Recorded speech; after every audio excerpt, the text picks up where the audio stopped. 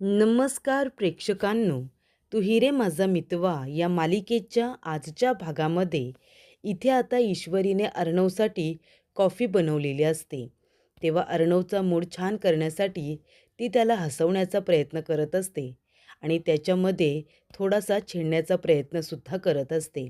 तेव्हा ईश्वरी कॉफी घेऊन जात असताना, "आई गं," असं म्हणून चटका लागण्याची ॲक्टिंगसुद्धा करते. तेव्हा अर्णव धावत पळत येतो आणि म्हणतो, "काय झालं? काय झालं सांग ना? चटका लागला ना? हात भाजला ना तुझा?" तेव्हा अर्णवला ईश्वरीची खूप जास्त काळजी वाटत असते. तो तिचा हात आपल्या हातात घेतो आणि फुंकर मारत असतो आणि प्रेमाने हातसुद्धा फिरवत असतो. तेव्हा अर्णव ईश्वरीकडे बघतो आणि म्हणतो, "काय गरज होती? सांग ना, काय गरज होती त्याला रेसिपी सांगायची, पुढे पुढे जाऊन कॉफी बनवायची? तुला येत होती ना कॉफी, ती घरी बनवायची. इथे त्याने बनवली असती."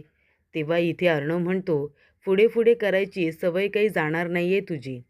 तेव्हा ईश्वरी अर्णवकडे बघते आणि म्हणत असते, "सर, तुम्हाला खरंच सांगू का?" तेव्हा अर्णव म्हणतो, "काय?" ईश्वरी म्हणते, "मला काही नव्हतं झालं. मी फक्त नाटक केलं होतं. मला बघायचं होतं तुम्हाला माझी काळजी आहे की नाही ते. पण आहे तुम्हाला माझी काळजी हे पुन्हा एकदा सिद्ध झालं." तेव्हा इथे अर्णव ईश्वरीकडे बघतो. त्याला खरं तर राग आलेला असतो, पण तो काही तिला राग दाखवत नाही. तेव्हा सरळ तिचा हात सोडतो. तिथे कॉफी ठेवलेली असते ती घेतो आणि प्यायला सुरुवात करतो. तेव्हा पहिला सिप घेतल्यानंतर अर्णवच्या चेहऱ्यावरती समाधान आलेलं असतं. ईश्वरी अर्णवकडे बघते आणि म्हणते, "सर, कशी झाली आहे कॉफी? आवडली तुम्हाला?" तेव्हा अर्णव तिच्याकडे बघून म्हणतो की मला आवडते तेवढी कडू झाली नाही आहे. तेव्हा ईश्वरी म्हणते, "हो ना सर, नसेलच झाली कडू, कारण माझ्या हाताचा गोडवा त्या कॉफीमध्ये उतरला असेल ना, कॉफीचा कडवटपणा कमी झाला असेल. पण काही हरकत नाही, नंतर आपण अजून कडू बनवण्याचा प्रयत्न करूया." तेव्हा ईश्वरी जे काही बोलत असते अर्णव ऐकून सोडून देत असतो आणि तो आपला कॉफी एन्जॉय करत असतो. तेव्हा प्रेक्षकांनो, अर्णव ईश्वरी दोघेजण शलाकाच्या काकू काकांकडे पोचलेले असतात. तेव्हा काकू म्हणतात की तुम्ही अचानक इथे? तुम्ही म्हणालात की तुम्ही शलाकाला ओळखतात म्हणून. मग शलाका कुठे आहे? एवढे महिने तिचा फोन वगैरे आम्हाला कसा काय आला नाही? सांगा ना, आमची शलाका कुठे आहे? तेव्हा प्रेक्षकांनो, इथे आता ईश्वरी म्हणत असते, काकांची अशी अवस्था कशी? नेमकं काय झालं होतं? तेव्हा काकू म्हणतात की यांचा काही महिन्यांपूर्वी, म्हणजे अगदी 2 महिन्यांपूर्वी अपघात झाला होता आणि तेव्हापासूनच ते अंथरुणाला खिळून आहेत. तेव्हा इथे काका म्हणतात, "ते सगळं जाऊ दे. मी इथेच आता अंथरुणावरती पडून असतो. पण आमची शलाका कुठे आहे? तिचा आम्हाला फोन वगैरे कसा काय नाही? बरी आहे ना ती? तिला आमची आठवण येते की नाही?" तेव्हा इथे ईश्वरी म्हणते, "शलाकाताईंबद्दल तुम्हाला काहीच माहिती नाही आहे का?" तेव्हा इथे काकू म्हणतात, "नाही ना, नेमकं काय झालं आमच्या शलाकाला?" तेव्हा ईश्वरी म्हणते, "शलाकाताई आपल्याला काही महिन्यांपूर्वी सोडून गेल्या आणि ते आत्ताच आम्हाला कळले. मुंबईमध्ये सगळीकडे पेपरमध्ये बातमी छापून येते. तुम्हाला इथे समजलं नसेल, मुंबईमध्ये सगळीकडे ही बातमी खूपच जास्त जोरात पसरलेली आहे. शलाकाताईंना नेमकं कुणी मारलं, त्यांचा खून कुणी केला, तेच आम्ही शोधण्याचा प्रयत्न करतोय." तेव्हा प्रेक्षकांनो, इथे अर्णव म्हणत असतो की "एक मिनिट, हा फोटो बघा. हाच आहे ना शलाकाचा नवरा, राजेश्वर पाटील? नीट बघा हा फोटो."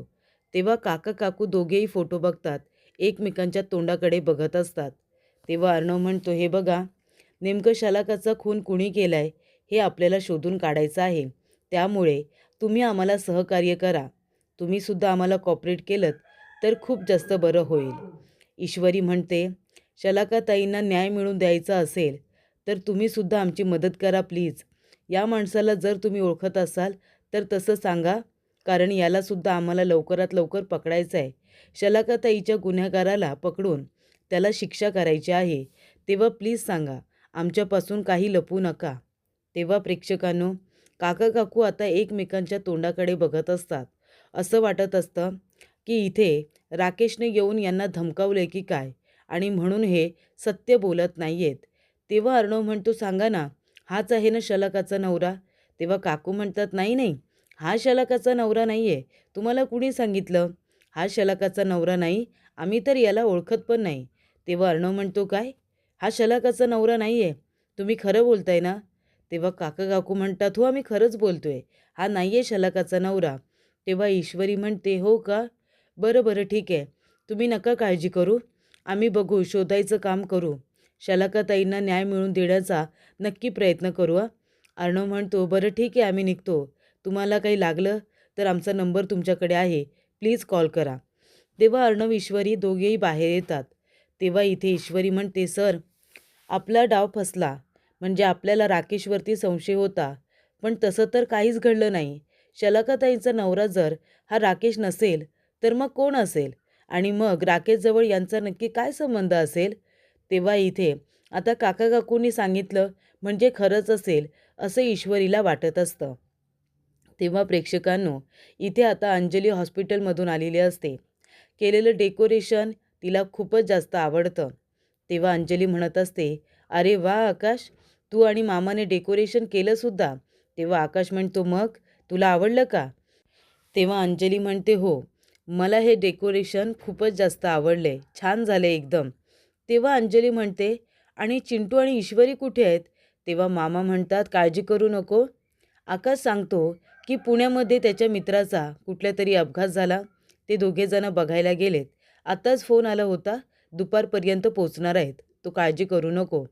तेव्हा प्रेक्षकांनो, आजी म्हणत असते, माझ्या अंजलीला कुणाची दृष्ट लागले काय माहिती, थांब छान अशी दृष्ट काढते. तेव्हा अंजली म्हणते, आजी अगं माझी काय दृष्ट काढतेस, मी काही लहान आहे की काय आता? तेव्हा आजी म्हणते, तू गप्प बस अंजली, लहान मुलांनाच दृष्ट लागते असं कुणी सांगितलं? मोठ्यांना सुद्धा लागते. तेव्हा इथे आजी आता अंजलीची दृष्ट वगैरे काढते. तेव्हा प्रेक्षकांनो, इथे मामा म्हणत असतात, अरे आकाश, अरे बघत काय उभा आहेस, जरा आता नम्रताला फोन कर आणि तिला लवकर बोलावून घे. आता ती या घरची सून आहे, जर आली तर आपल्याला तेवढी मदतच होईल ना.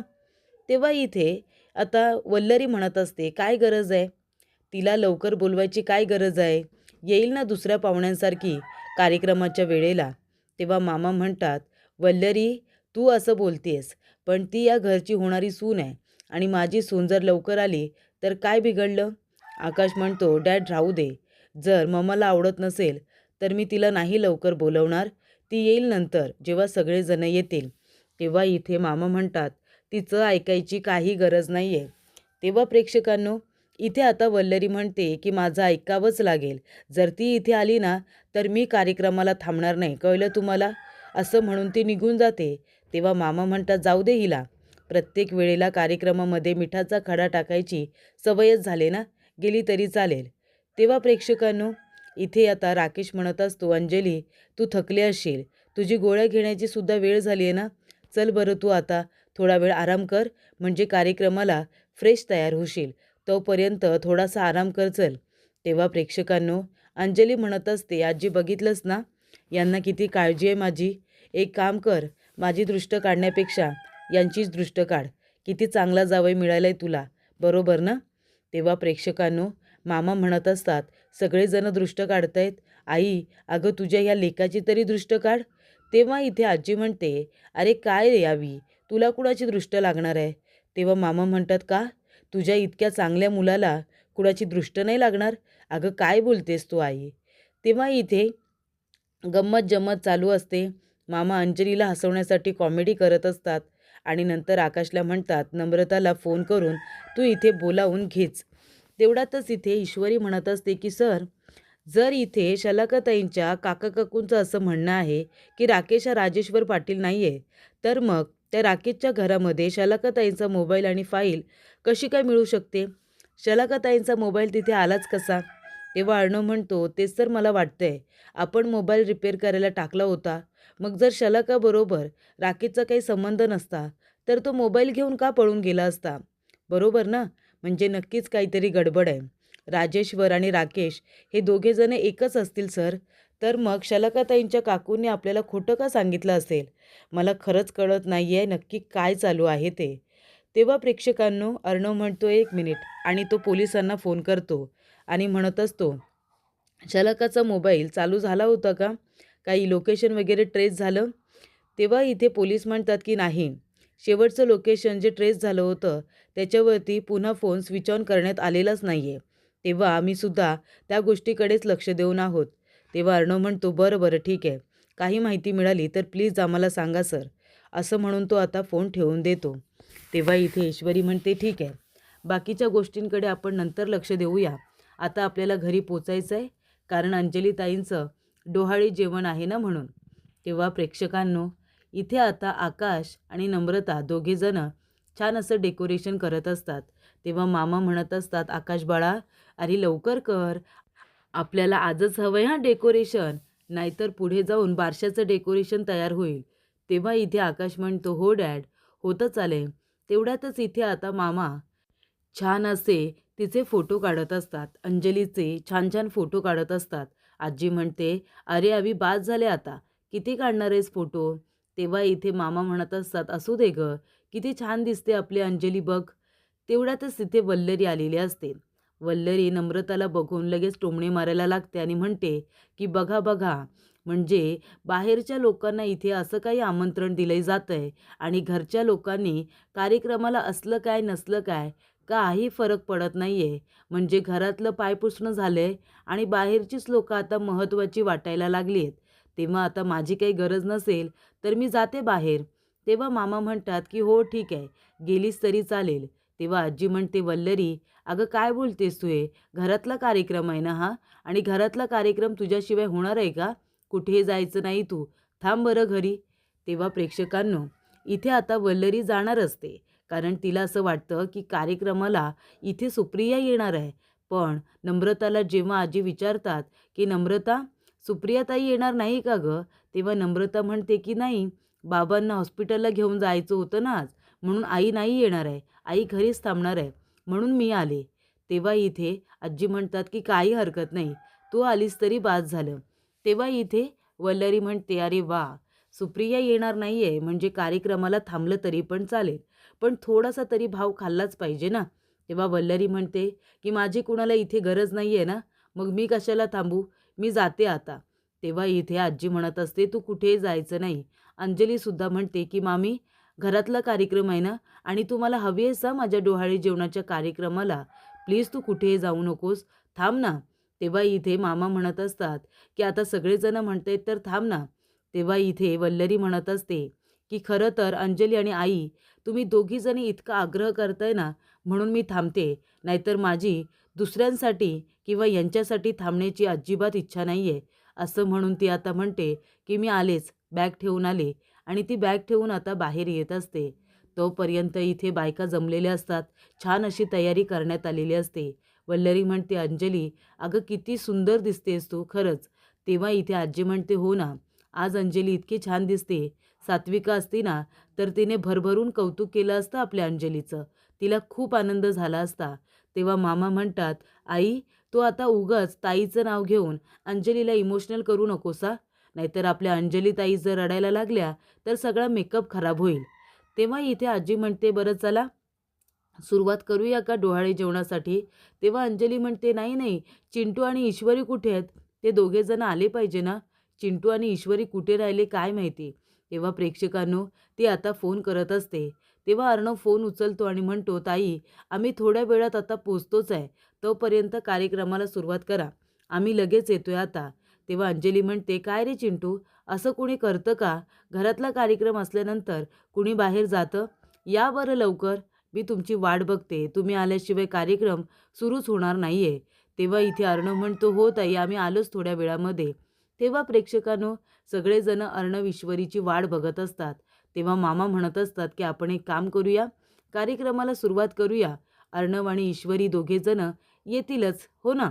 तेव्हा इथे सुप्रिया फोनवरती बोलत असते आणि इथे नमूला फोन केलेला असतो. नम्रता फोनवरती बोलते, तेव्हा तिला सुप्रियाने घरी बोलावलेलं असतं.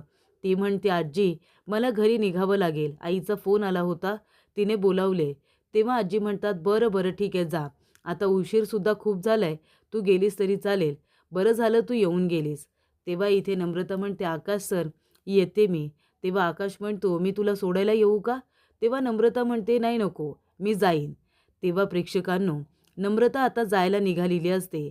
तोपर्यंत अर्णव ईश्वरी दोघेजण पोचणारच असतात. तेव्हा इथे अर्णव म्हणत असतो की आता लवकर जायचं आहे.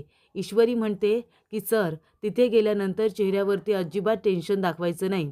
आपल्याला हसत तिथे जायचं आहे. नाहीतर राकेशला उगाच आपल्यावरती संशय यायचा. तेव्हा हसतमुखाने आपल्याला कार्यक्रमामध्ये सहभाग घ्यायचा आहे, असं आता ईश्वरी अर्णवला सांगत असते. तेव्हा प्रेक्षकांनो, इथे अर्णवला सुद्धा तेच वाटत असतं. आता आपल्याला फक्त ताईकडे लक्ष द्यायचं आहे, तिच्याकडे फोकस द्यायचा आहे, असं अर्णव म्हणत असतो. तेव्हा ईश्वरी म्हणते, सर प्लीज थांबा थांबा, 2 मिनटं थांबा ना सर. तेव्हा अर्णवने गाडी थांबवलेली असते. ईश्वरी जाते एका दुकानामधून अंजलीसाठी छान असं गिफ्ट घेऊन येते. तेव्हा अर्णव म्हणतो, हे काय आहे? तेव्हा ईश्वरी म्हणते, सर हे बघा ना, अंजलीताईंसाठी किती छान गिफ्ट मिळालं हो ना. तेव्हा इथे तिने गिफ्टमध्ये एक छोटासा पाळणा घेतलेला असतो आणि ईश्वरी म्हणते, सर बघा ना, किती छान आहे ना गिफ्ट. तेव्हा अर्णवच्या हे लक्षातसुद्धा आलेलं नसतं. तेव्हा तो ते गिफ्ट आता बघतच राहतो आणि ईश्वरीकडे बघतो. ईश्वरी म्हणते, काय झालं सर, तुम्हाला हे गिफ्ट नाही आवडलं का? पण अर्णवच्या मनामध्ये आलेलं असतं की ईश्वरीला अंजलीची किती काळजी आहे, ते किती विचार करते इथे माझ्या बहिणीचा. तेव्हा प्रेक्षकांनो, पुढील भागामध्ये इथे अंजली म्हणत असते, चिंटू अरे काय बोलतोयस तू? किती आरोप करशील यांच्यावरती? चोरीचा, विनयभंगाचा आणि आता खुनाचा, बलात्काराचा. हे काय ऐकते मी? ज्या घरामध्ये माझ्या नवऱ्याला इज्जत नाही आहे, त्या घरामध्ये मी राहणारच नाही आहे. तेव्हा इथे अर्णव म्हणतो, ताई प्लीज ऐक ना. तेव्हा अंजली अर्णवच्या कानाखाली देते आणि म्हणते, अजिबात नाही. आता मेली तुझी ताई. मी आता या घरामध्ये एक क्षणभरसुद्धा थांबणार नाही आहे. आणि ती राकेशचा हात पकडून ते घर सोडून आता बाहेर पडत असते. तेवढ्यातच अर्णव इथे अंजलीचा पदर पकडतो आणि म्हणतो, प्लीज ताई जाऊ नकोस. आधीच आई सोडून गेले, मला पोरकं करून गेले. आता तू सुद्धा जाऊन मला पोरकं करू नकोस. प्लीज तू तुझ्या चिंटूला सोडून जाऊ नकोस.